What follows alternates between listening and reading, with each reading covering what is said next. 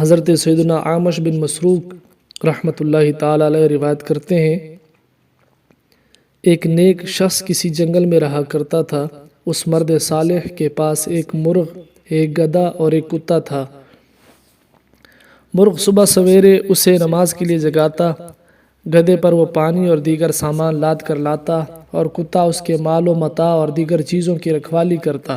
ایک دن ایسا ہوا کہ اس کے مرغ کو ایک لومڑی کھا گئی۔ جب اس نیک شخص کو معلوم ہوا تو اس نے کہا، میرے لیے اس میں بہتری ہوگی، یعنی وہ اپنے رب کی رضا پر راضی رہا اور صبر کا دامن نہ چھوڑا۔ لیکن گھر والے اس سے بہت پریشان ہوئے کہ ہمارا نقصان ہو گیا ہے۔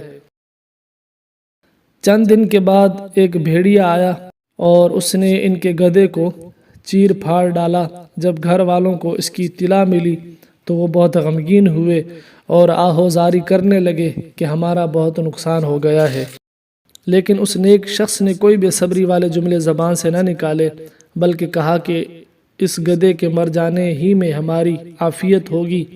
پھر کچھ عرصہ کے بعد کتے کو بیماری نے آ لیا اور وہ بھی مر گیا۔ لیکن اس صابر و شاکر شخص نے پھر بھی بے صبری اور ناشکری کا مظاہرہ نہ کیا، بلکہ وہی الفاظ دہرائے کہ ہمارے لیے اس کے ہلاک ہو جانے میں ہی عافیت ہوگی۔ کچھ دنوں کے بعد دشمنوں نے رات کو اس جنگل کی آبادی پر حملہ کیا اور ان تمام لوگوں کو پکڑ کر لے گئے جو اس جنگل میں رہتے تھے۔ ان سب کی قید کا سبب یہ بنا کہ ان کے پاس جانور وغیرہ موجود تھے جن کی آواز سن کر دشمن متوجہ ہو گیا اور دشمنوں نے جانوروں کی آواز سے ان کی رہائش کی جگہ معلوم کر لی۔ پھر ان سب کو ان کے مال و اسباب سمیت قید کر کے لے گئے، لیکن وہ نیک شخص اور اس کا ساز و سامان سب بالکل محفوظ رہا، کیونکہ اس کے پاس کوئی جانور ہی نہ تھا جس کی آواز سن کر دشمن اس کے گھر کی طرف آتے۔ اب اس نیک مرد کا یقین اس بات پر مزید پختہ ہو گیا کہ اللہ تعالیٰ کے ہر کام میں کوئی نہ کوئی حکمت ضرور ہوتی ہے۔